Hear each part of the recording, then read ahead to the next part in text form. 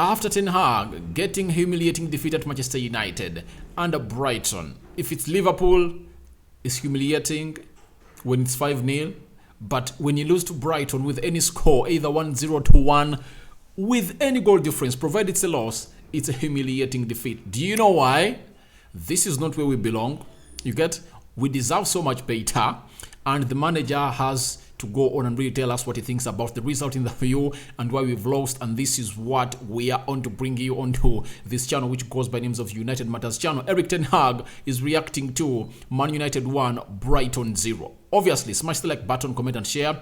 If at all you're watching us for the very first time, endeavor to subscribe to this channel so as not to miss out on stories that we do upload in here on a daily. I go by the names of Rock and David. You know, we did a match build up, we did a match reaction, and here we are to do what we call the manager's reaction to our loss to a side which goes by the names of Brighton. We had played 12 games with Brighton. We had won 10 in all competitions at Old Trafford and drawn 2. We had never lost to Brighton at Old Trafford. Not until today, after the referee blew the 90th minute whistle, and we were really battered by a side which goes by the names of Brighton in the for you. A result that we believe that is so much challenging to Ten Hag, and it's a wake-up call to him that where you've come, it's a different game altogether. And if I told you are giving these players a second chance, please look at what happened to managers like Ole Gunnar Solskjaer, because they are given a second chance. We welcome the second chance, but none of the players put up a fight on the pitch, especially the ones that we really have a lot of question marks on, in quotes, that is Freddie, Scott McTominay. Those two I'm putting my entire focus on these two, because everything that went wrong today commenced from the midfield. That's it. Everything that went bad in the everything that we did and we didn't do, it was because of the midfield. That's why I go to what we call these two people, Scott McTominay and Freddie. Why is it that when both of them were not to the field of play, or when Ericsson shifted into the CDM role to really act as a reference point to many, he was United was really playing very well. So let's get into what the manager really said as far as this was concerned in here onto the United Matters channel. First and foremost, he was asked, and he said, of course, definitely a setback and a real disappointment. I knew from the start it would not be easy. We gave 2 easy balls away, and it was not good in the organization. Obviously, leave alone those 2 balls away that we gave away that really led to those 2 goals. But even in the 30th second, within only 30 seconds, United would have gone ahead to concede because Diego Dalot put up a poor pass. It shows you that we came when our mind was not so much concentrated. I don't know what was in the minds of these players. After Diego Dalot doing that, guess who did that again? It was Freddie.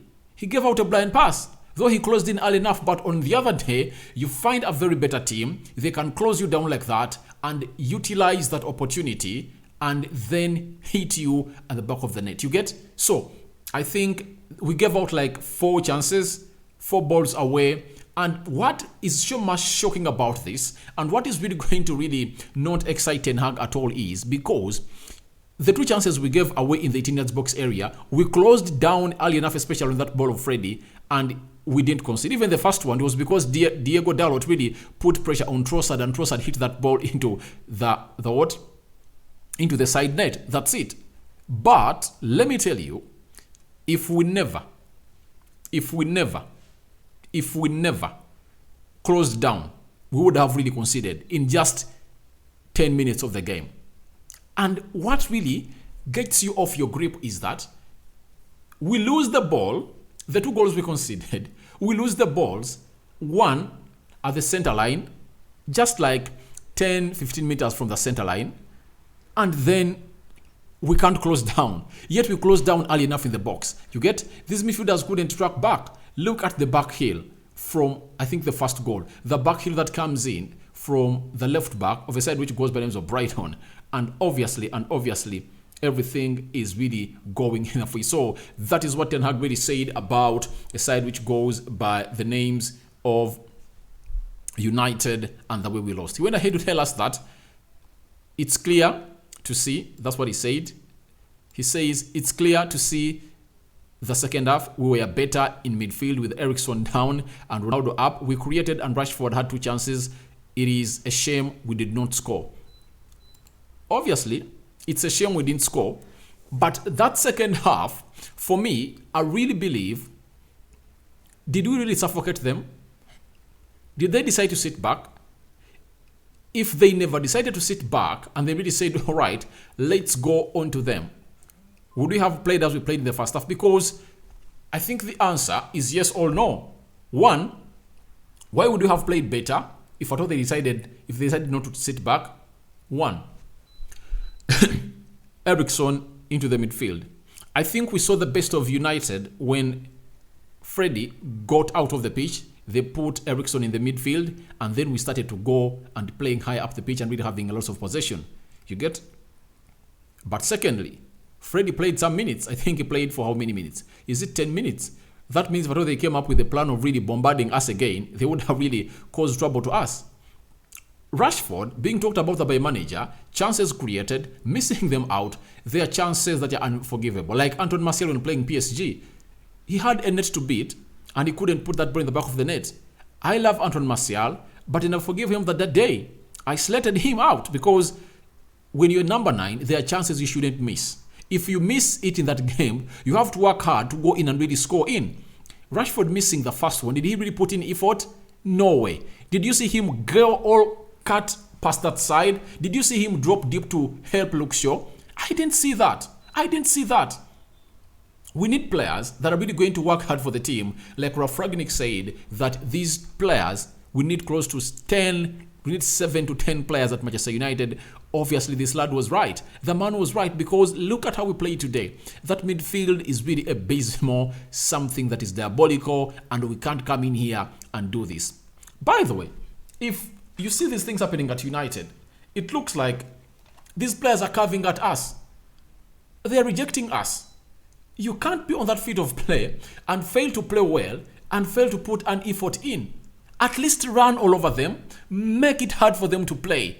Then we'll say, all right, Scott McTominay has not played very well, but he has covered a lot of distance. He has really chased these players left, right, and center. That's not what we are doing. We are doing something different in the for you. Ten Hag again said, I'm not satisfied. Totally not. We lost and it was not necessary. We should do better. I know he went at them in that dressing room, and I know no having a break tomorrow. I know they are coming on training tomorrow. They are reporting on training tomorrow because they need to work hard again. And secondly, I saw them get tired. People were really complaining that why did Erik Ten Hag bring on 3 substitutes for you? The fact is, these players were tired. But my worry is, why did we have to take all that long to really make those substitutions? And people from Ajax tell me that that is what Ten Hag is not good at. He's not good at making early substitutions because in the first half, obviously, people are saying that Harry Maguire would have been taken off. But to me, guys, amidst the mistakes of Harry Maguire doing, I'm not bothered because for him, his days are just numbered. We have better central defenders on the bench. But ask yourself for the midfield, do you have better midfielders on the bench?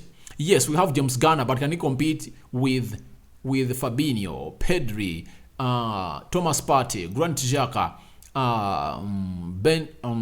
is it Bentaku? Yeah, Bentaku. Then Yefis Besuma. You get Calvin Phillips. Can he compete with those? He can't. So that means we should get in a player who matches the levels of those players I've mentioned. That's why I'm not worried about Harry Maguire. People are saying Harry Maguire should be dead. No, don't worry about him. His days are numbered. He will make his mistakes, and the manager will believe that. Will one time come to an acceptance that this player can't play high line and is not the type of player should be playing in the for you. The more he costs him goals, the more he will come in and say, all right, Harry Maguire, get back to the bench. You are not good enough for my system. For that, I'm okay because we are having Lindelof better than Harry Maguire. We're having Eric Bay. We are having a player who goes by the names of Rafael Varane, who is better than them. And secondly, the pressure that the manager is getting for these players, because having Rafael Varane on the bench is not something easy.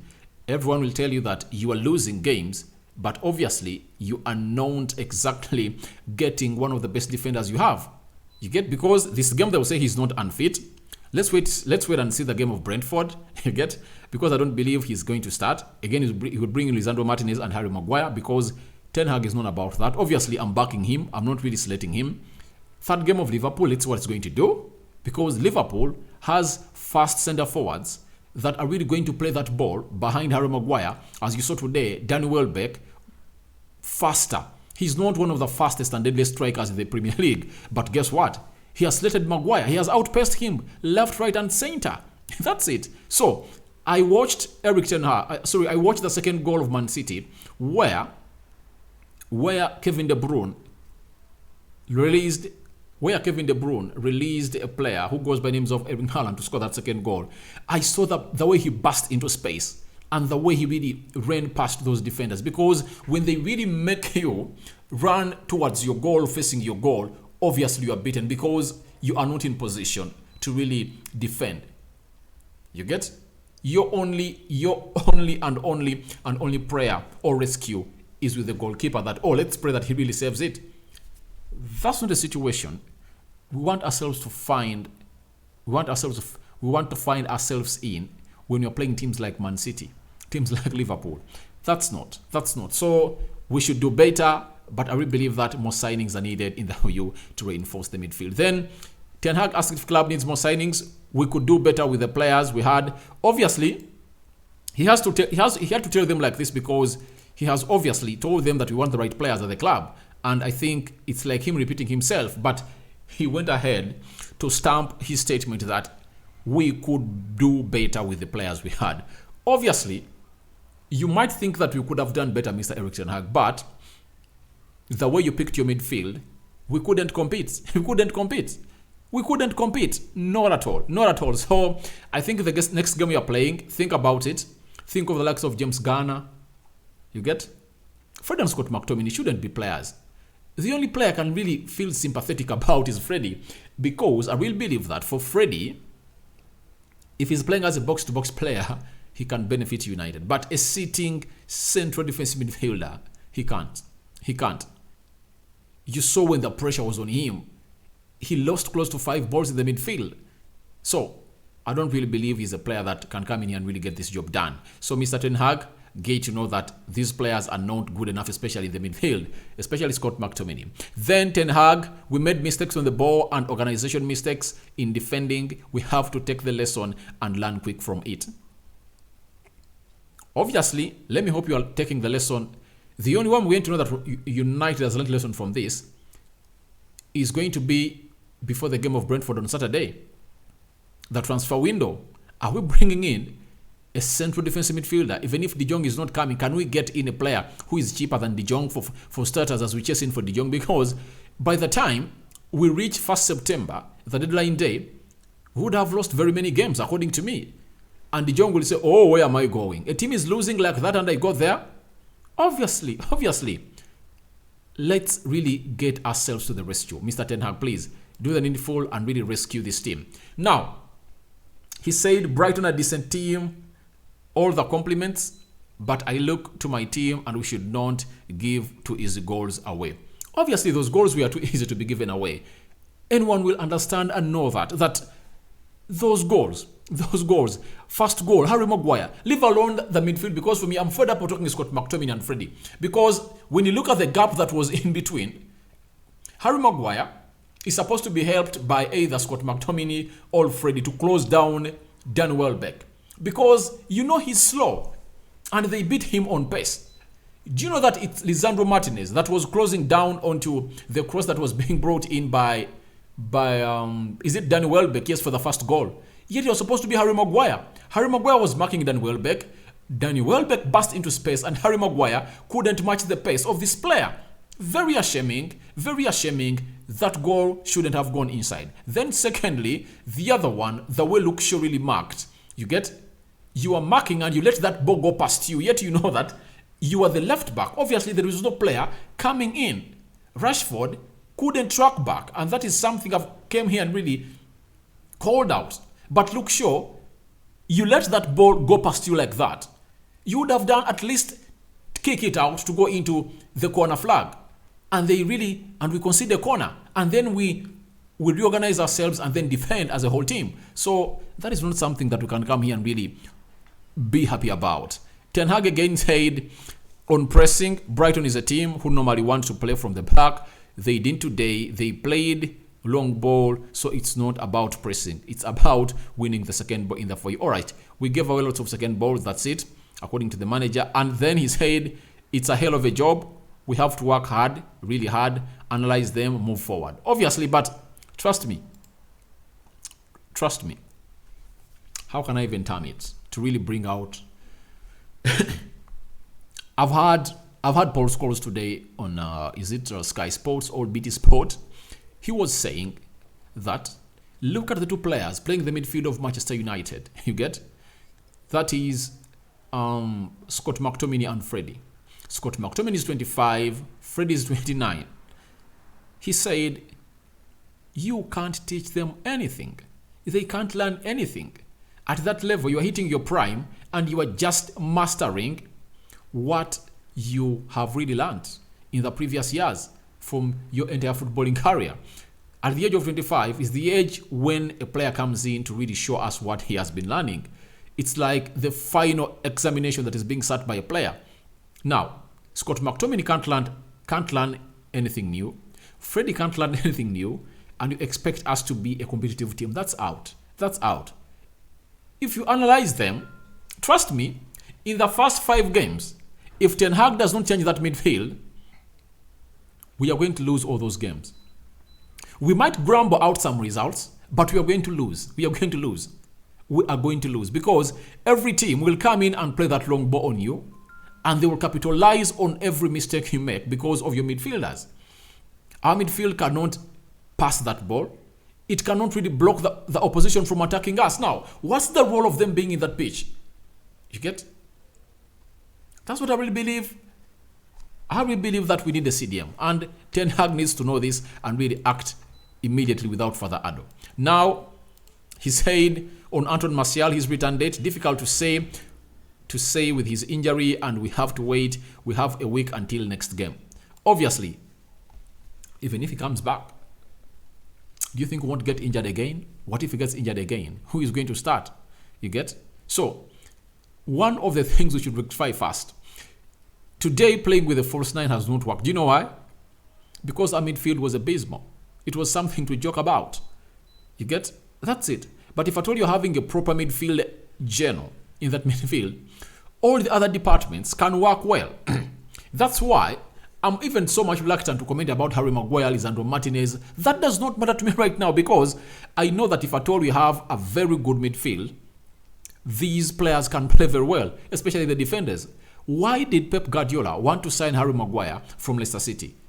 You know why? Because he knew that he's a ball-playing centre-back, he's good in the air, and secondly, he has a very good central defensive midfield in terms of Fabinho by then, and Pedri, who are going to give him a lot of cover-up, and he won't get exposed, and he was going to play alongside him a quick central defender. That's it. So, he's not bad. But we need to get in players. To me, the first position we should go ahead and really improve is that central midfield. If we don't improve it, we are really going to see those games being battered left, right, and center, and Ten Hag should know this. He should know this before the transfer window ends, because by 1st September, he won't be able to change anything until the January transfer window. That means we'll be in for agony. That's it. Then he said the team has to learn, especially on execution of the plan. Obviously, the execution plan is put up, but you can't teach how. When you take a donkey to the lake, you can't force it to take water. You get? And secondly, there are players who are really so much stagnant that even if you really tell them to do something, they won't do it because they're not flexible. Their technical ability is not way up to the levels that Ten Hag wants.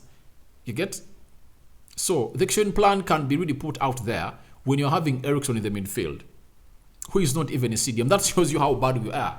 That the players we have, the first choice central defenders we have, are not really good enough to do the job. That's why you opted for Eriksen. That's it.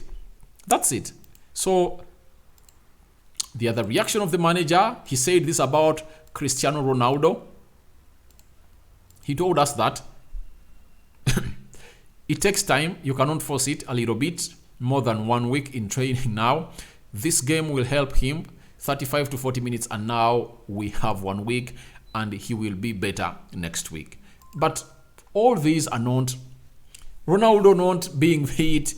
Even if he would have been fit, who would have got him on that ball? Who would have got him on that ball? You get? The problem is all about the midfield.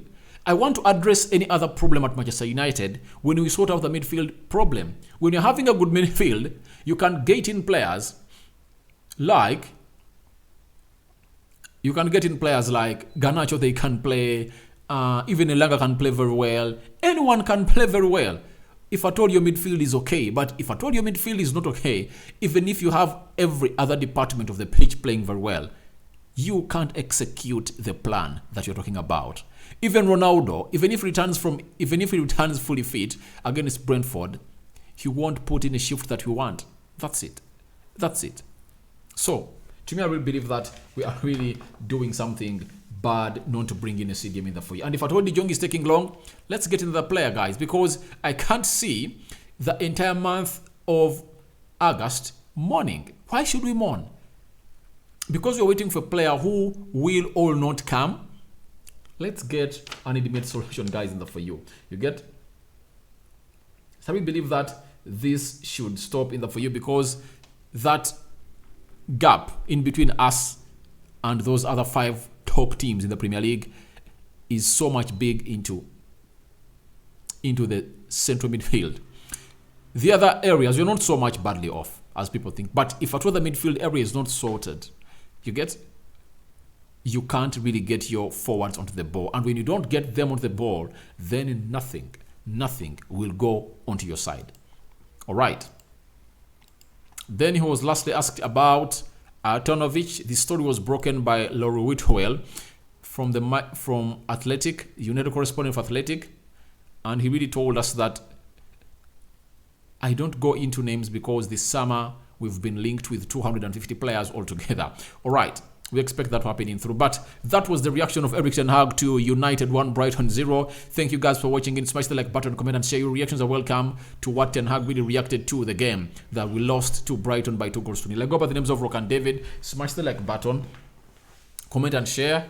If at all you're watching us for the very first time, endeavor to subscribe to this channel so as not to miss out on stories that we do upload in here on a daily. I'm out, guys. See you later, and more probably I'm coming back with this Arnautovic story, Leroy Sané not for sale, and very many other signings there for you. And Gary Neville has called out the Glazers that they should sell United. That's it. If at all Chelsea has just come in, that Tony Boyle has just come in, he's really close to spend £300 million.